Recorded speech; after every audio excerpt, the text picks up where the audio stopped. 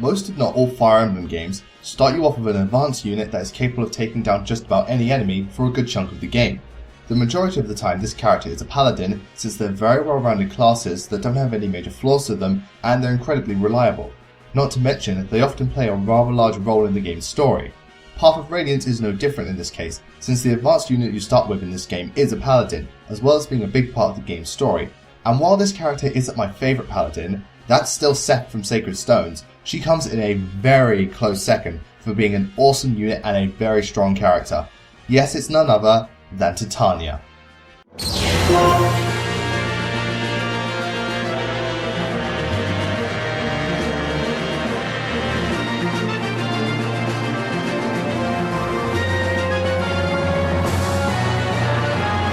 Well, you can't exactly go wrong with a paladin now, can you? Tania, much like Seth, was one of the most reliable and all-around best units in both Path of Radiance and Radiant Dawn.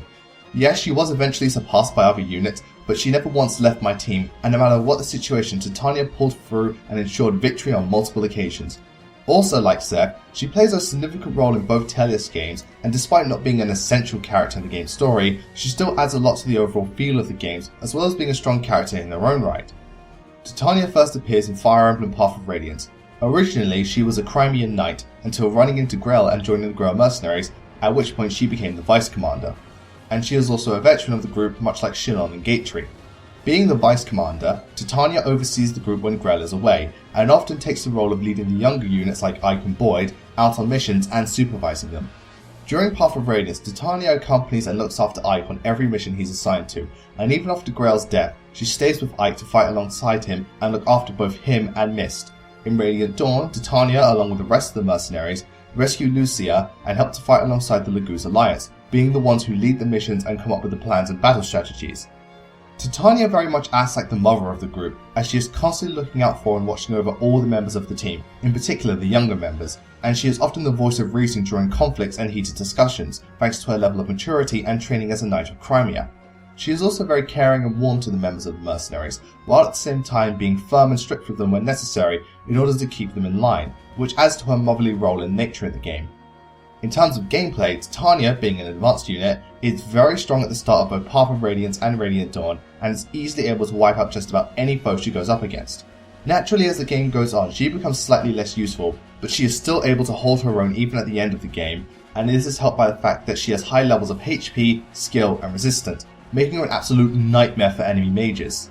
In Radiant Dawn, though she doesn't start out as strong since the enemies you encounter are of a higher caliber, and the fact that she has low defense and HP, she can promote into a 3rd tier unit and become a Golden Knight, as well as being the first 3rd tier unit I often get in Radiant Dawn, making her one of the most reliable units in the game, and a unit who can absolutely wreck an ungodly amount of shit if the conditions are set in her favour. It's because of all these traits that Tania is my second favourite paladin. While I do like Seth more, I won't deny that Tania is a very strong character and an overall great unit in both Telia's games.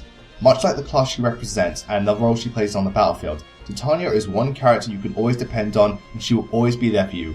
Whether you like it or not, Tania is here to stay.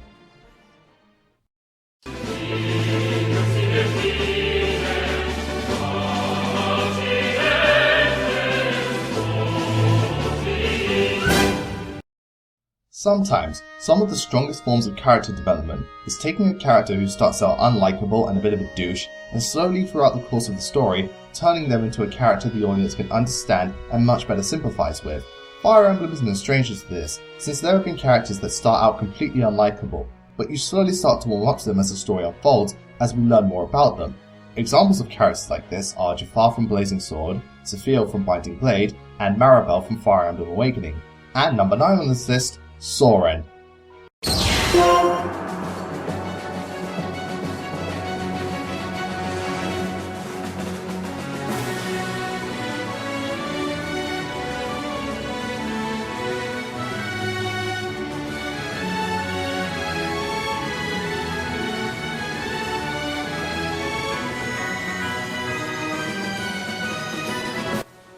Well, we can't have a Telia's list without talking about Soren now, can we? Soren is a character who at face value, you will more than likely hate and find no redeemable qualities about him, especially in the case of Path of Radiance. However, if you decide to dig deeper into Soren and learn more about him, then you might begin to see Soren in a completely different light. and learn to actually like him. Soren made his debut in Fire Emblem Path of Radiance and is the staff officer and strategist of the Grail Mercenaries. Despite being rather young, Soren is a fantastic tactician. He's sharp, clever, perceptive, cunning, and has a very calculated and logical mind. Much like Robin from Awakening, Soren knows exactly what to do in just about any situation and is able to get the group out of just about any trouble or difficult predicament. In both Path of Radiance and Radiant Dawn, Soren is in charge of coming up with battle plans and making sure all missions end in success. As such, he is vital to the team's effort and completely irreplaceable. However, Soren doesn't have any of the charm or charisma that Robin possesses. Not gonna lie here, for the majority of Path of Radiance, Soren is a complete and utter dick to everyone that isn't Ike. He's rude, cold, blunt, dry, has no sense of humour and lacks any sort of compassion or empathy. Soren doesn't even try to get along with anyone else, and he pretty much shuts himself off from all members of the mercenaries aside from Ike, and he has a distinct hatred for the Lagoos. Now while this may paint Soren as an unlikable douche, if you decide to look into his support conversations, you find out a lot about him and understand why he is the way he is, as well as why he feels so strongly towards Ike.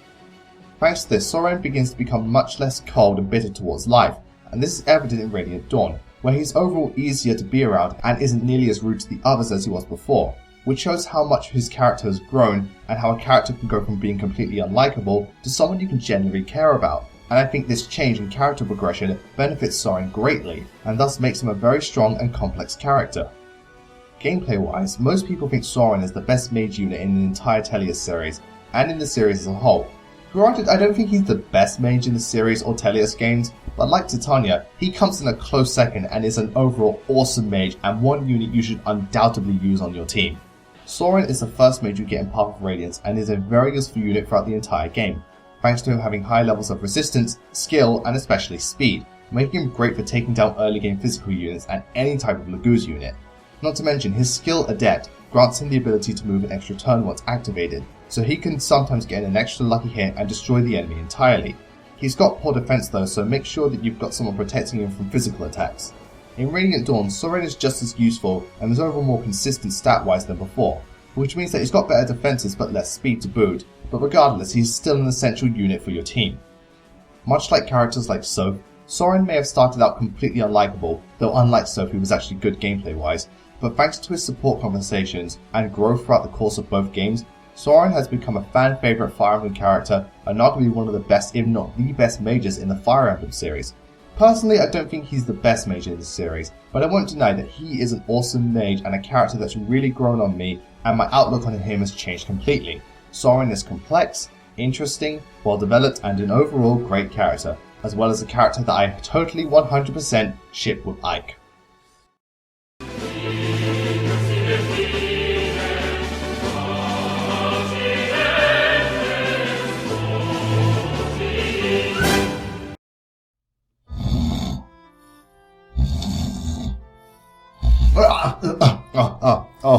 Oh my. Sorry about that, I guess I fell asleep there for a minute.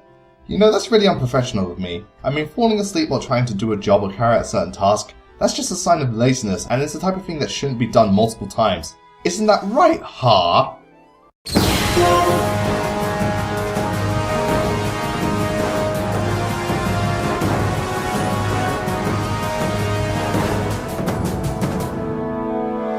Yeah, talk about having a strange quirk or habit. Har, despite being one of the best warriors in the Danian army and Wyvern riders in the Fire Emblem series, spends every other second of the day sleeping, or in most cases, sleeping.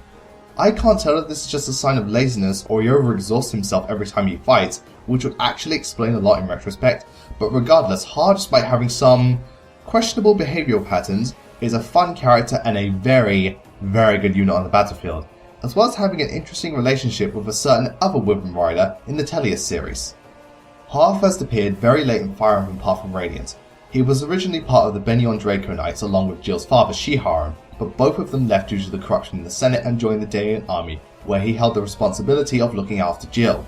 During Path of Radiance, Shiharum orders Har to retreat from the battlefield in order to avoid needless death, and later on, he joins the Grail Mercenaries after speaking to Jill in order to get revenge for his commander, as he feels it's Dayan's fault that Shiharum died. In Radiant Dawn, Har first appears in Part 2 when Marcia and Alencia are fighting off the Benyon Draco Knights, and he helps out during the Crimea Uprising, as well as later on joining up with Ike and the Royal Mercenaries during the war with Benion. Har is naturally lazy, but more along the lines of being calm and nonchalant about things, since he tends to take things easily and not get too worried or paranoid about things, but rather just goes about his business and lives life the way he likes to live. With that said, he still has a sense of pride and honour about him, since even if he doesn't like what he's doing, he will continue to fight for and serve those he respects like Shiharu.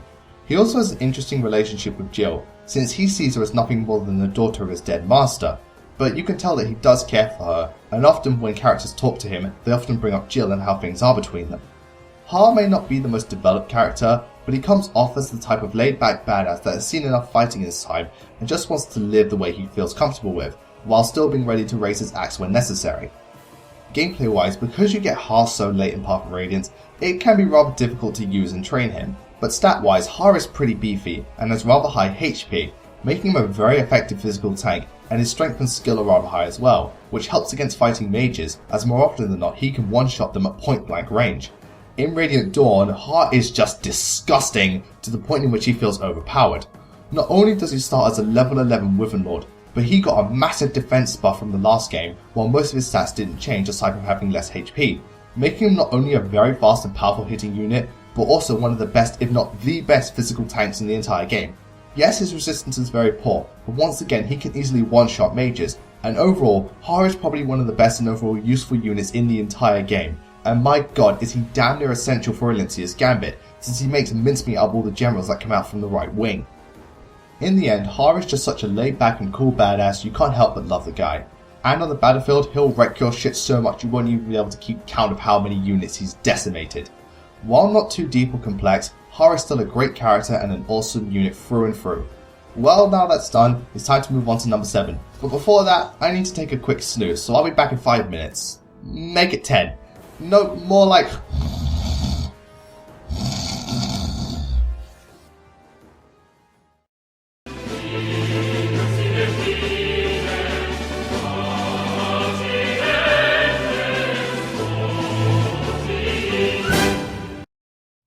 You know how people are just suckers for certain types of things? Things that people often for some reason or other just can't say no to and win them over every single time. This could be anything like a weapon, a genre of music, a certain type of cliche, but in most cases it's a certain type of character, and in my case, I'm a sucker for adorableness.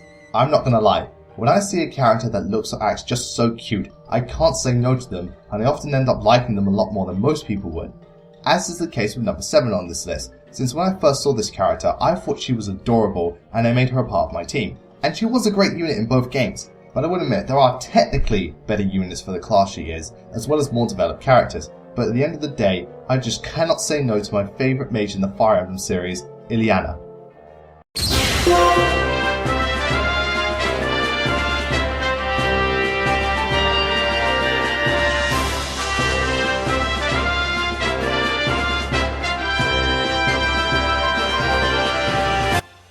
Oh, I'm sorry, but I couldn't help it. I had to put Ileana on here. Now yes, Ileana isn't the most complex or interesting character, and she's not the best mage in terms of stats and overall growth rate, but I find her to be just so adorable that I had to put her on here. Not only that, but though she isn't the most interesting character, she's a very fun and likeable character. That, and despite claims to the contrary, Ileana was a fucking awesome mage in both games, and to this date is the best mage I've used in any Fire Emblem game. Ileana first appeared in Chapter 8 of Path of Radiance, where she was fighting for the Daean army, but not out of choice, but rather she is being forced to after being separated from a caravan party. And after learning that Ike is helping to defend said caravan, she joins the Royal Mercenaries in order to fight back against Daean. In Radiant Dawn, Ileana is being held prisoner in Daean thanks to the Benion army, but after she escapes along with Micaiah, she fights to take Daean back, but also because they barely fed her, big mistake by the way, and then later joins the Royal Mercenaries in the war against the Benion Empire. Ileana is a very sweet and kind-hearted girl, and often doesn't like fighting and violence in general. What's interesting about Ileana that everyone notices is that she has very strange eating habits, in the sense that she eats enough food to feed 5 people and often won't be full, and very often she will collapse when not being fed for quite some time. Now this quirk of hers, while not making her too complex or anything, makes her stand out a lot, and it does lead to some very strong support conversations.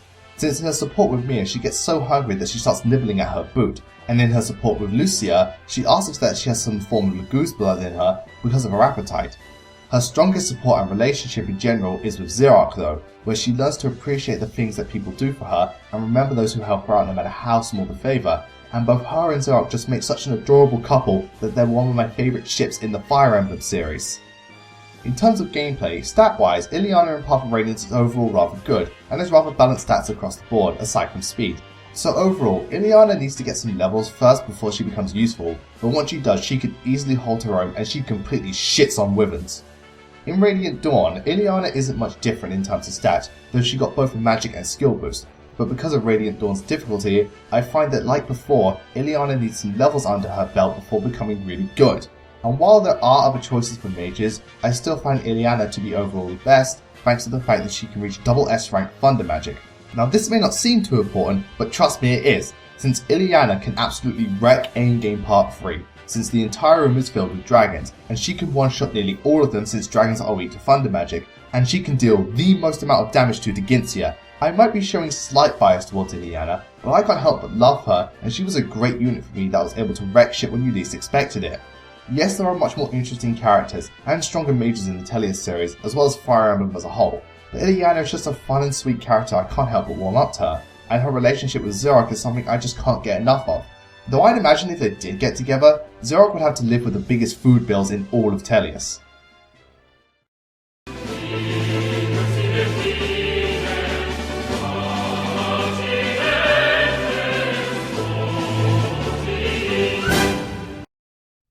Well, now that I've talked about Ileana in great depth, it only makes sense that the next person I talk about is the character who I paired it up with and is one of the best units on the battlefield in both games, Xerac.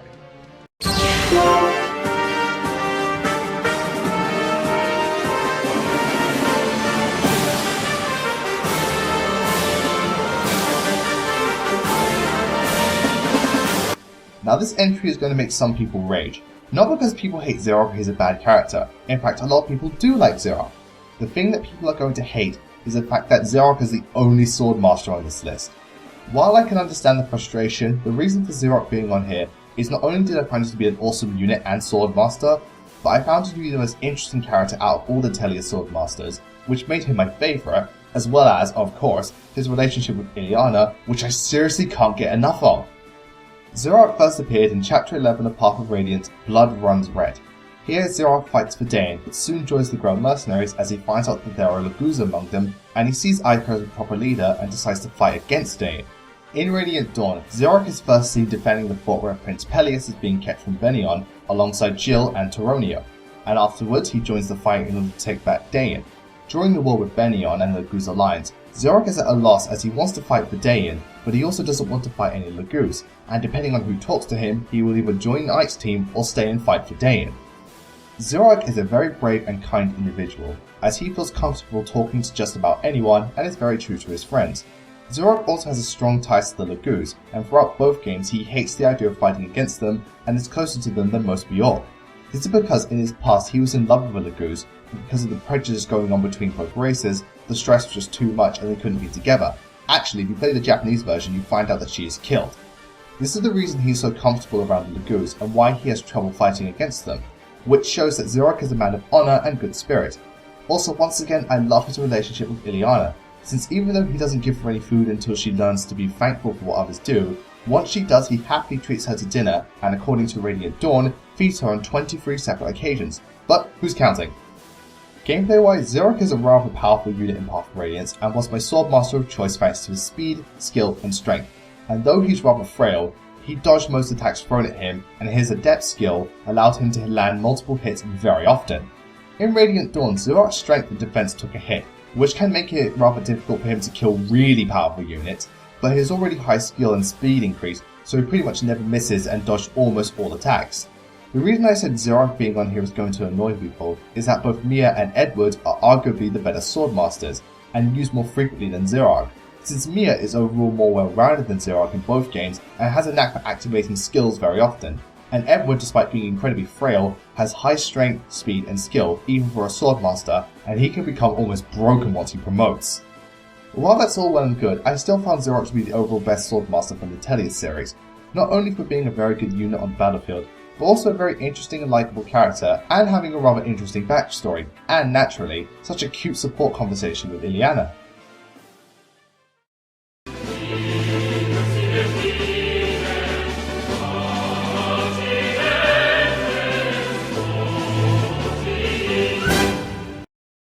So we've reached the top 5 part of this countdown, and this is where we get to the characters I've just loved so much for either their use on the battlefield, their character and story arc, their support conversations, or all of the above. So to start off this Radiant Hall of Fame, we have the main character of both Path of Radiance and Radiant Dawn, and the first Lord in the Fire Emblem series not to be associated with royalty. Yes, it's the Radiant hero, Ike.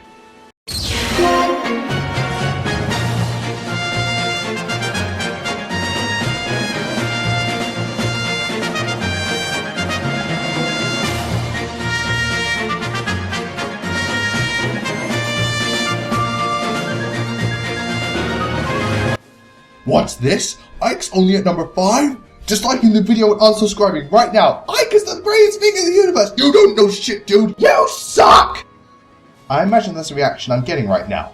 Yes, I know it's shocking that the main character of both games is only at number 5. But don't take this the wrong way. I like Ike. In fact, I love Ike. I just so happen to love the next 4 entries even more. So try not to get too offended by my choice of placing Ike at number 5.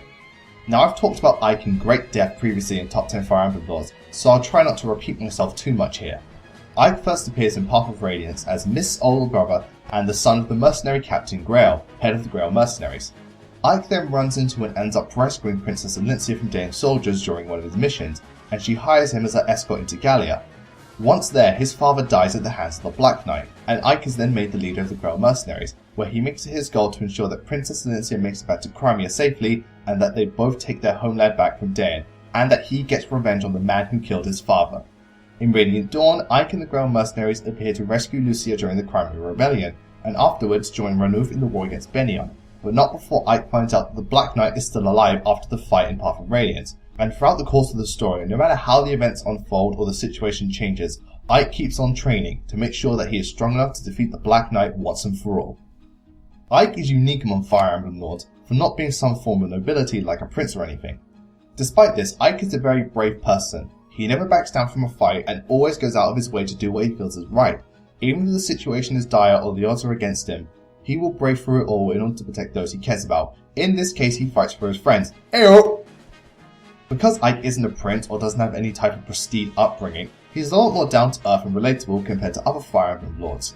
While he can be incredibly stubborn and rather naive, he himself has no bias towards other people and other species, since he doesn't have any hatred for the Lagu species or the different nations over Tellius, and instead he accepts people for who they are rather than what they are, and because of this he's a much more relatable character, and his relationships with his teammates are much more personal compared to most Fire Emblem games, a good example being his relationship with Soren. In terms of gameplay, being a Lord, Ike is one of the best units in both Fire Emblem games, and he's an incredibly well-rounded and reliable unit. In Path of Radiance, Ike has the potential to win the game by himself after a decent number of chapters. Aside from magic, which he really doesn't need, and luck, Ike has solid growth rates in all his stats, so he's pretty much a unit who can take on any challenge and has next to no major weaknesses. This is helped by a signature move Aether, which is almost broken, since it deals a fuck ton of damage and heals you as well. Plus it has a tendency to activate more often than Ike deals regular hits. In Radiant Dawn, Ike isn't as good, but he's an awesome unit regardless. This time around, Ike is worse in terms of speed and resistance, but thankfully has high levels of strength and skill to compensate, and he can become a vanguard at the end of Part 3, giving him a massive stat boost and making him almost invincible. It's no wonder Ike has become a fan favourite Fire Emblem character. Not only was this character a first for the series, but he's easily one of the most developed and fleshed out characters in the entire Fire Emblem series. He himself is a very interesting and respectable character, and one of the best units in both Fire Emblem games, and hell, in Path of Radiance he's pretty much the best unit in the game. Being at number 5 doesn't mean I don't like Ike. I've just spent the last couple of minutes explaining why I really like him, so try not to get too salty about this, and if you refuse to accept this and still feel the need to complain, well, you'll get no sympathy from me.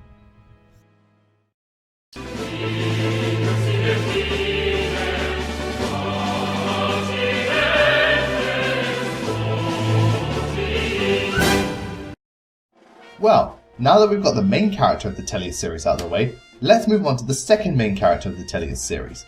This character is more typical than Ike when it comes to being a Fire Emblem Lord, And if you think about it, if Path of Radiance played out much like your more typical Fire Emblem game, she would have been the main character, since she's a princess and the story of the game is about her trying to reclaim her lost kingdom from an evil tyrant, as well as being a coming of age story for this character, much like other Fire Emblem lords like Marth and Erica.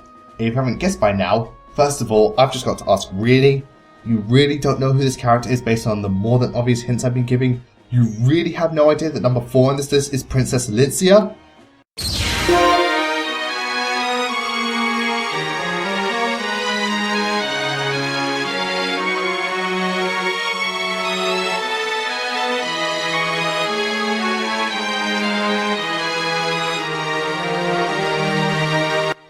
So Alicia comes straight after Ike in yet another countdown. I hope this doesn't turn into a pattern of some sorts. Yes, coming in at number 4 we have the beautiful Princess Alicia herself. Now if Ike being at number 5 wasn't bad enough, I bet all of you are foaming at the mouth at the fact Alicia is higher than he is. Well, like I said in top 10 Fire Emblem Lords, I just so happen to prefer Alicia to Ike since I found her to be the more interesting character and arguably the more complex character, mainly due to the events that take place in Radiant Dawn. Now like with Ike, I've talked about Alicia previously in top 10 Fire Emblem Lords, so I'll try my hardest not to repeat myself too much. Alicia is the Princess of Crimea and she first appears in Path of Radiance, where she is being hunted by the Daean army until she is rescued by Ike, who escorts her into Gallia. Her time in Gallia is cut short after Ike's father is killed and Ike has become the head of the Grail mercenaries. Alicia then decides that she must fight back and both her and Ike join forces to free Crimea from Daean so they can put a stop to this war and Alicia can take her place as the rightful Queen of Crimea. In Radiant Dawn, Alicia is now the Queen of Crimea, but things aren't exactly fine and dandy, since there's a civil war brewing amongst the people of Crimea, who want Alicia off the throne despite the fact that Alicia is trying her hardest to restore her country. The nobles see her as a weak and ill-suited ruler, and stir up the uprising in order to remove her from the throne. Fucking morons! Once the uprising is over and the war between the Laguz Alliance and Benioff breaks out, Alicia manages to temporarily stop the fighting by refusing to take part in the war or support either side despite the debt she owes to each nation. Being a princess, Alicia comes off as someone who is very kind, soft and caring, as well as being all around lovely and gentle, though admittedly she is rather naive and shy most of the time, at least in Path of Radiance. Despite being a princess, she doesn't see herself as better than or higher up than others, rather she's the one who looks up to people and refers to them in a very formal manner, like when she says "My Lord Ike." In Radiant Dawn, Alicia goes through a lot more character growth and maturity, as even though she's still kind-hearted and caring, and tries to do what's best to make everyone happy, the events that take place have forced her to understand that sometimes you have to do what's best rather than what you want, because you cannot make everyone happy at the end of the day. This is best shown when Lucia is going to be executed, and Alicia refuses to give up the throne, because both her and Lucia understand that the people need Alicia the most. And even though seeing Lucia in this state tears her up inside, she breaks through it in order to become the queen that Crimea needs. But not the one it deserves. God damn it, that's like the 5th Batman joke I made in the Fire Emblem video. In terms of gameplay, Alicia is much like Soren in Path of Radiance, since she's not a very good unit mainly due to the fact that she joins really late into the game and has very low strength and defense, so don't even try to get her to fight on the front lines despite her growth rates. Granted, Alicia is one of the best medics in the game since she already begins with very high magic stats and she has high movement thanks to her Pegasus, so Alicia is pretty much the ultimate healing unit. In Radiant Dawn, Alicia received one hell of a buff since she went from being almost useless to a motherfucking powerhouse. Alicia now has excellent speed, resistance, luck and skill, not to mention pretty decent strength in all honesty. Her defense still sucks though, but most of the time she'll dodge the majority of attacks thrown her way, but don't ever get too careless. Alicia will be the strongest unit in Part 2 of Radiant Dawn since her sword Amity allows her to deal quadruple attacks and she has the skill Canto and Stun, making her amazing at hit and run tactics, and she is just as good as a healer as she was in Path of Radiance. Overall, Alicia, much like the name of her theme, is a beautiful character, a great unit, at least in Radiant Dawn, and one of my favourite Fire Emblem Lords. Yes, she may not be as prominent as Ike or as interesting as certain other characters, but she's still a key part of both Path of Radiance and Radiant Dawn, and one of the most lovable and downright beautiful characters in the Fire Emblem series.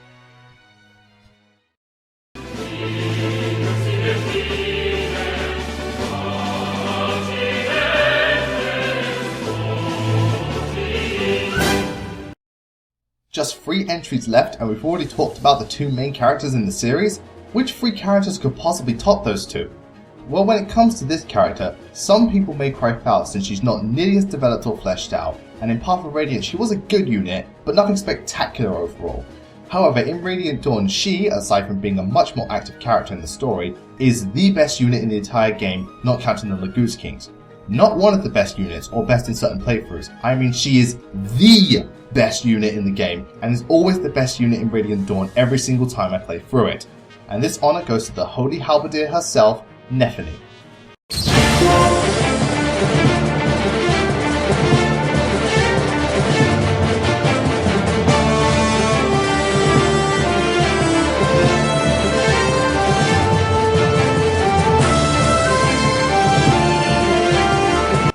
Fuck yeah, now this is more like it! While characters like Icon and Lynxia are easily more developed and interesting, as well as being some of the best units on the battlefield, Nephany wins the award for being THE best unit on the battlefield, at least in the case of Radiant Dawn. While putting her over Icon and Lynxia because of this may seem ridiculous, I still think Nephany is a very likeable and rather sympathetic character, and I think she's got some strong supports to back her up as well. Also, this type of thing shouldn't surprise you. I mean, this is coming from the same guy who put Yarn as one of his least favourite Fire Emblem units, and the Ralphalos as his favourite monster from Monster Hunter, which according to a lot of people is the greatest crime ever committed, so pulling a stunt like this is nothing new to me. Nephany made her debut in Fire Emblem Path of Radiance, where she, along with Braum and Kieran, are being held prisoner until rescued by Ike, where she decides to fight alongside him in order to free Crimea from Dane.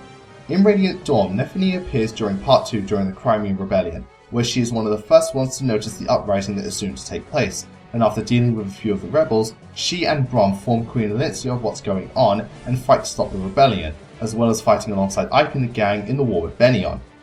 Now from the get-go, you'd assume that Nephany was some sort of holy knight or royal guard because of her armour and very distinct appearance. Well, in actuality, she's a country girl from the same village as Braum. Nephany herself is rather shy and lacks confidence, as she has trouble talking to people outside of Braum and Heather, and this is more to do with her upbringing, since she's actually ashamed of her heritage and often keeps silent in order to conceal her accent, and she rarely removes her armour as it helps her to forget who she is and she becomes a completely different person. This leads to a lot of interesting support conversations with Braum and Khalil, where they express that Nephany shouldn't be ashamed of who she is and that she should be more confident in herself rather than shut her off, because everyone likes her, and more often than not they think she's very pretty. I also like the conversation she has with Heather, since you can tell that Heather has a thing for Nephany, and Heather is very quick to become somewhat attached to her. In fact, it makes me wish that Radiant Dawn had a proper support system, since I think the supports between these two would have been something to behold.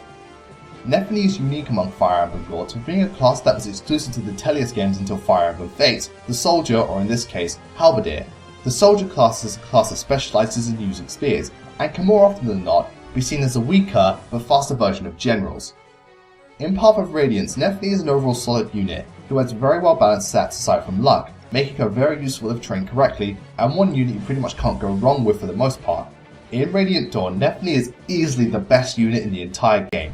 I don't care what anyone says, Nephany was and always has been my best unit every time I play Radiant Dawn. This time around, Nephany starts out as a halberdier instead of a soldier, and stat-wise she's pretty much the same aside from slightly lower strength, but makes up for it for having higher levels of speed, skill and resistance, making it so that she can take on any, and I mean any, unit and always come out on top. One of the best things about Nephany is that she can be used throughout most of the chapters in Part 2 and onwards, making her a unit that you can dedicate the most time and energy to so that she can level up and become your strongest unit very quickly. There's a reason I said Nephany was my favourite halberdier in the Fire Emblem series. Not only is she a character that has a surprising amount of depth to her, but she's also one of the best units in Path of Radiance and the best unit in Radiant Dawn. Sure, she's not the main character, and you could argue that her being the best character is down to how much time and effort you're willing to put in, but that doesn't change the fact that I just love Nephany and always make sure that she spearheads my team every time I play through the Tellius series.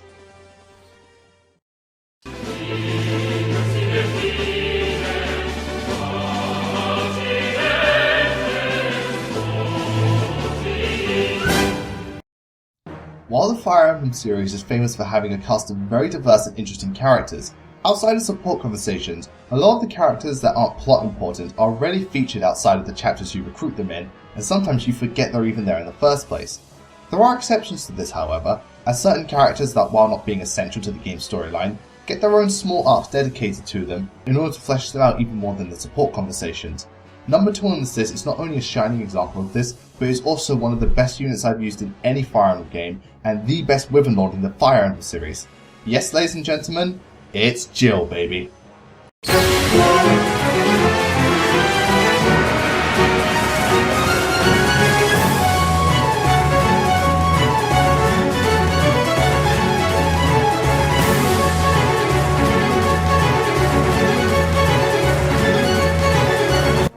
If you wanted an example of how to develop a character and get the most out of their story arc within a single narrative, look no further than Jill from Fire Emblem Path of Radiance. I have expressed some of my thoughts on Jill in the past when concerning Fire Emblem supports and classes, but now I have the chance to explain why I think Jill is the best Wyvern Lord in the entire Fire Emblem series, and how despite being little more than a side character, she's one of the most well developed and complex characters in the entire Fire Emblem series, which is really saying a lot when you think about all the characters the series has to offer. Jill made her debut in Fire Emblem Path of Radiance as a Wyvern rider in the Daein army. Jill was an enemy at first, who sought to live up to her father's name and seek out the glory of battle. In fact, the only reason she joins Ike's team in the first place is that they are fighting against the Lagoos. And, well, let's just say Jill isn't exactly the most understanding person at first. Putting it bluntly, when it comes to the Lagoos, Jill is flat out racist towards them, constantly referring to them as subhumans and more than happy to kill them at the snap of a finger. However, after fighting alongside them, she begins to see that they aren't just mindless monsters, and decides to join Ike's team in order to understand them better and fight for herself rather than being a pawn of Daein. In Radiant Dawn, Jill is first seen defending Prince Peleus' fort until Micaiah shows up, and she, along with Xerath and Toronio, join the fight to free Daein from Benion. Afterwards, Jill fights alongside Daein in the war with the Lagoos Alliance, despite seeing this fighting as pointless, and will join Ike's team if spoken to with either Har or Mist. Taking the prejudice out of the picture, Jill is a proud and brave warrior much like her father, and fights for what she believes in and what she holds dear to her. She is also to show a lot of respect to figures of authority, as she's willing to fight alongside Ike despite him being the enemy, and she shows great admiration for Har as she is willing to turn her back on Daein in order to fight alongside him. Jill's character also develops brilliantly throughout Path of Radiance, since she starts out as rather arrogant, hot-headed and otherwise racist, but over the course of the game, she learns more about the Lagoos and begins to better understand and respect them, as evidenced with her support with Lethe, where two beings of otherwise different races who initially hate one another learn to respect each other and even become friends. Jill also learns to become her own person and follow her own path, instead of just following what Daein says, as she has to fight against her father, but won't turn on her friends as they has helped her to become the person she is, and she has become all the better for it. Jill in terms of gameplay is a fucking badass unit, who I will admit does need a bit of training in order to become someone you can really depend on, but when she does, you'll understand why she's the best Wyvern Lord in the Fire Emblem series.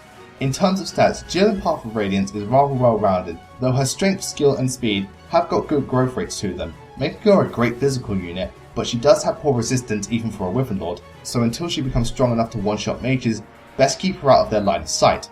In Radiant Dawn, Jill is a unit who you should level up as quickly as possible, because starting out, though Jill has good speed and resistance this time around, her strength, defense and skill are rather low, so leveling her up is the best course of action in order to boost her stats. That and when she becomes an advanced unit, she becomes just unstoppable and a very useful unit in the endgame, when going up against a lot of magic users and tanks. Honest as God, Jill is just such a great character and an awesome unit that she has quickly become one of my favourite Fire Emblem characters in the entire series. At this point, you might as well call her the Sumia of the Talius series, because aside from the next character on this list, she is my favourite character in the Talius series, and easily my favourite secondary character in both Fire Emblem Path of Radiance and Radiant Dawn. A standout unit, a standout character with a standout story arc, and the best support conversation in Fire Emblem history, Jill is my favourite Wyvern in the Fire Emblem series, and my favourite female character in the Talius series. In fact, you could say that she is my Jill Valentine. And before you kill me for that pun, let's move on to the number one entry.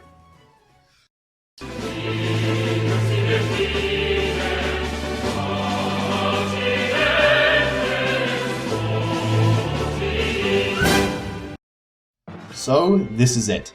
The best character from both Fire Emblem Path of Radiance and Fire Emblem Radiant Dawn. A character like this really has to be something special. This type of character has to go above and beyond in not only being a great character, but encompassing everything we love about— oh fuck it, you know where this is going! Number one is General Xerxes, aka the Black Knight.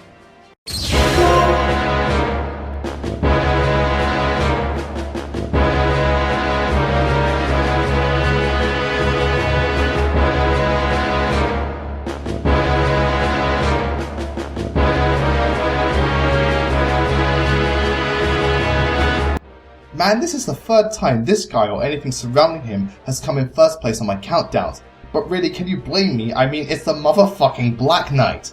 I swear, no other Fire Emblem character has made such an impact on me as the Black Knight has, and I've never been more blown away at just how much I can fall in love with a single character from this series. Well, almost never. At this point, you could play a drinking game with how many times the Black Knight is featured on one of my countdown, and you'll probably be dead before I even finish this segment. Now, I've talked about the Black Knight many times on my channel, so I'll keep things brief for the sake of not sounding like a broken record.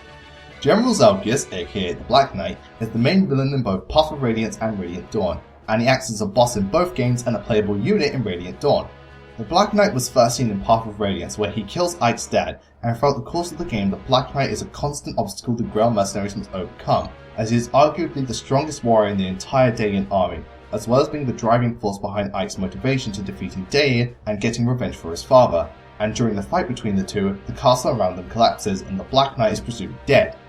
In Radiant Dawn, the Black Knight reappears when Makara is being attacked by Jared, and he helps her into taking back Dayan. From there, the Black Knight disappears, and then General Zelgius enters the scene as the one leading the armies of Benion, and being the hardest challenge the Laguz Alliance among the Grail mercenaries have ever faced. Ike then makes the discovery that Zelgius and the Black Knight are one and the same, and thus the two meet in the Tower of the Gods, and in order to settle the score once and for all. Right off the bat, the Black Knight and Zelgius himself is such a powerful and imposing figure you can't help but be awestruck by him. I mean, he's the type of person who just commands respect and the entire atmosphere changes completely once he takes the stage. Zelgius himself is a warrior in a league of his own, and he is often considered to be Benion's greatest general, as well as the Black Knight being referred to as the strongest of the four riders of Dayan. Every time either of them enter the fray, shit suddenly gets real and the outcome always looks bleak at best for Ike and the gang. Zelgius himself is a man of honor, chivalry, and respect. He is a warrior who only fights when necessary, and won't spill blood if not needed. He is also very proud of himself, as he often views those who aren't worthy of challenging wastes of his time, and he often mocks Ike for trying to live up to his father's name, seeing him as nothing more than a boy, and not even close to the man his father was. Zelgius is also rather sympathetic, as he is a branded and most of his life was spent alone and isolated, fearing that he can never get close to anyone. And it is for this reason that he followed under Sephron's wing, as Sephiron understood the pain that he was going through, and they wanted to recreate the world where this type of discrimination doesn't exist. Gameplay wise, the Black Knight is a boss in both games, but is playable for a very small number of chapters in Radiant Dawn. As a boss, the Black Knight is probably one of the most difficult bosses in the Fire Emblem series. This is mainly attributed to the fact that in both games you can only fight him as Ike, so if Ike doesn't have enough levels under his belt, you're pretty much fucked. Even at max level though, the Black Knight is still a very challenging boss, since he has very high defense and attack and heals a good chunk of health at the start of every turn. So be sure to use healing items to the best of your abilities and pray to God that Ike activates Ether more often than not.